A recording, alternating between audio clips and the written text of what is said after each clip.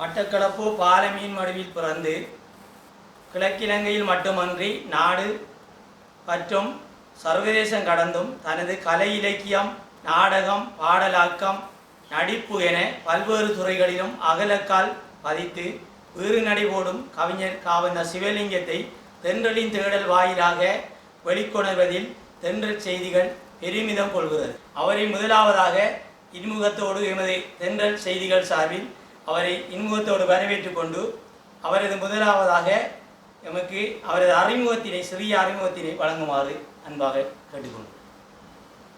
சரி. நான் மட்டக்களப்பு பாலமீன் மடு நான் மட்டக்களப்பு பாலமீன் மடு கிராமத்தில் 1943ஆம் ஆண்டு ஆகஸ்ட் மாதம் 31ஆம் தேதி பிறந்தேன். எனது தந்தையார் கார்த்திகேசு, தாயார் செல்லப்பன். என்னுடன் பிறந்தவர்கள் 6 பேர்,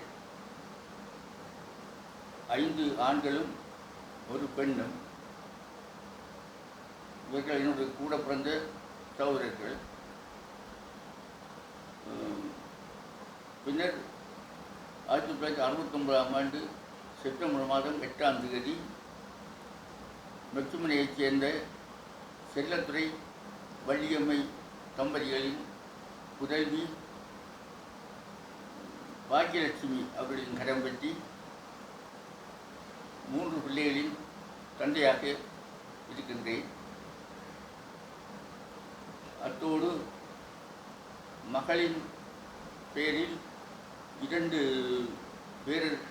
பேரன்மாரும் மகனின் பேரில் ஒரு பேரனும் எனக்கு இருக்கிறார்கள். நான் பாலமீன் மடு மெதடிஸ்ட் மிஷன் தமிழ் கலவன் பாடசாலையில் 5ஆம் தரம் வரை படித்தேன். அதன் பின் அரசடி வித்தியாலயத்தில்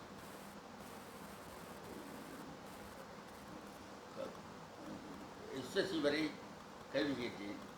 அதன் பின் சுவானந்த வித்தியாலயத்தில் HSC வரை கல்வி கேட்டேன். 3வது விடயமாக உங்களது கலை இலக்கிய ஈடுபாடு சம்பந்தமாக உங்களது கருத்துக்களை தெரிவிங்க.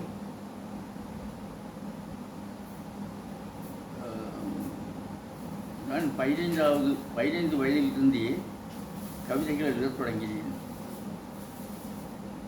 அது சினிமா பாடல் மட்டில் பாடல்களைத்தான் எழுதினேன். ஆனால் அவை என் கைவசம் இல்லை. அதன் பின் சேவையிலிருந்து ஓய்வு பெற்றதன் பின் கவிதைகள் எழுதத் தொடங்கினேன். அது கவிதைகள் எழுதி முகங்காட்டு முழு இல்லா என்று கவிதை நூல் 2007ஆம் ஆண்டு வெளியிட்டேன். அதன் பின்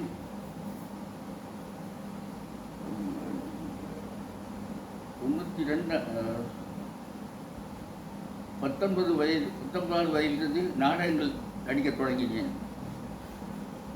நான் 10 நாடகங்கள் எழுதியிருக்கிறேன், 10 நாடகங்களில் நடித்திருக்கிறேன். கதாநாயகியாகவும் ஒரு நாடகத்தில் நடித்திருக்கிறேன். அத்தோடு பக்தி பாடல்கள் எழுதியிருக்கிறேன். கோவில் ஆலயங்கள் பற்றிய பக்தி பாடல்கள் எழுதி இருவட்டிகளிலும் வெளியிட்டிருக்கிறேன். அதை தவிர சடையப்ப சுவாமிகளும் திராய்மட திருத்தலமும் என்ற நூலும் வெளியிட்டிருக்கிறேன். அதை ஆலய நிர்வாகத்தினர் வெளியிட்டார்கள்.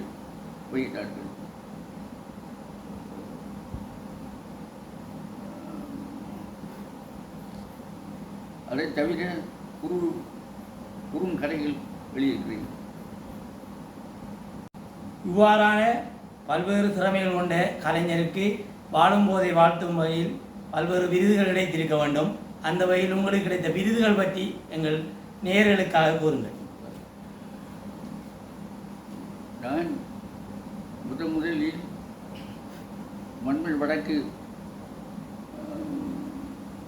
மண்மணி வடக்கு கலாச்சார பேரவையினால் நடத்தப்பட்ட முத்தமிழ் விழாவில் கௌரவிக்கப்பட்டேன். அதன் பின்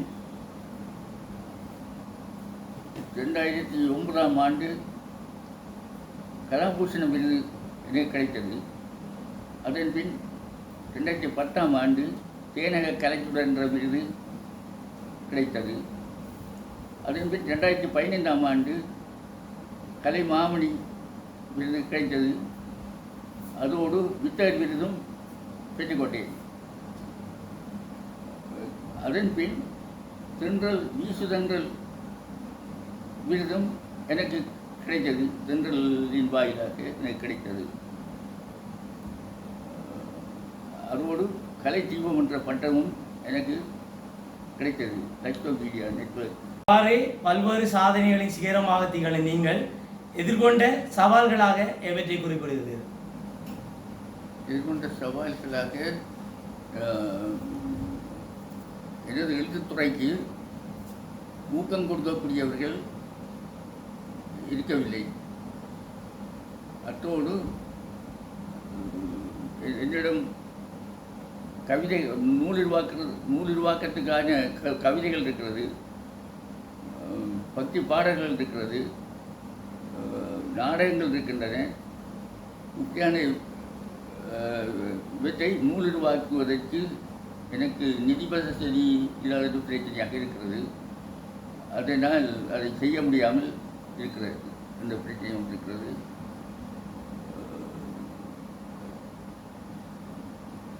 நான் எழுத்துத்துறையில் பிரவேசிக்கும் போது எனக்கு உந்து சக்தியாக இருக்க வேண்டிய எகோதரும் இருக்கவில்லை.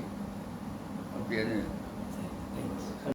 பல்வேறு ஆதங்கங்களை வெளியிட்டிருக்கின்ற எமது மூத்த கலைஞர் சிவலிங்கம் ஐயாவின் கனவுகள் மெய்ப்பட வேண்டுமானால் உலகிலங்கள் பறந்து வாழுகின்ற கலை அன்பர்கள் இவர்பால் திரும்ப வேண்டும். இவருக்கான அந்த நூலுருவாக்கம் செய்வதற்கு உங்களால் என்ற உதவிகளை நல்க வேண்டும் என்று இந்த வேளையில் தென்றல் செய்திகள் உங்கள் முன் பணிவான வேண்டுகோளை விடுத்து விடைபெறுகின்றேன்.